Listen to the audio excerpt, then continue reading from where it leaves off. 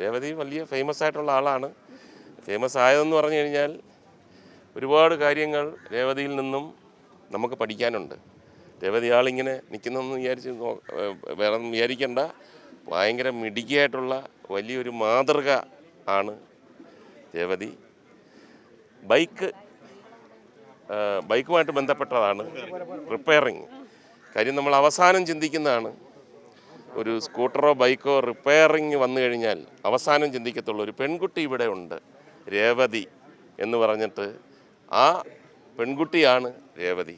കാര്യം തൻ്റെ ഇടത്തോടു കൂടി സ്ത്രീകൾ എന്ന് പറഞ്ഞു കഴിഞ്ഞാൽ പുരുഷന്മാർക്ക് തുല്യം, അതല്ലെങ്കിൽ കുറച്ചുകൂടെ മേളിൽ അവർക്ക് ചെയ്യാൻ പറ്റാത്ത ജോലികളില്ല. അങ്ങനെ നമ്മൾ പുരുഷന്മാർക്ക് വേണ്ടി മാത്രം, അന്ന ആൾക്കാർക്ക് വേണ്ടി മാത്രം എന്നൊക്കെ കാലം പോയി. ഇപ്പോൾ രേവതിമാരാണ് ഇനി നമ്മുടെ നാടിൻ്റെയൊക്കെ പ്രത്യേകിച്ചും കേരളത്തിൻ്റെ പ്രതീക്ഷ. എങ്ങനെയാണ് ഈ രംഗത്തേക്ക് വന്നത്?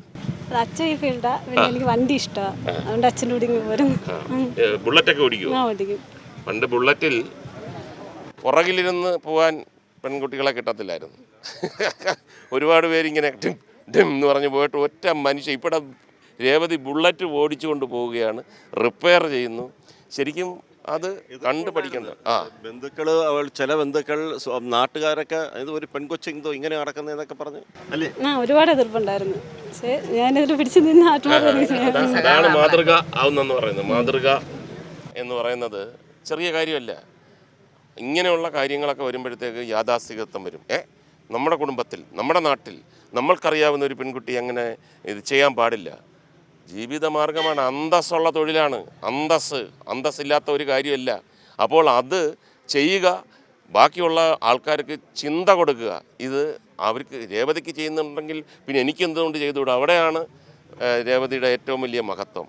അപ്പോൾ ഇത് തുടരുക, ദീപമായിട്ട് ഇനി ഒരുപാട് ആൾക്കാർ ഈ രംഗത്തേക്കൊക്കെ വരട്ടെ എന്ന് ആശംസിക്കുന്നു. All the best. ഇവിടെ അടുത്ത് തന്നെയാണ് രേവതിയുടെ വീട്. ആശംസകൾ എന്ന് പറയുന്നത്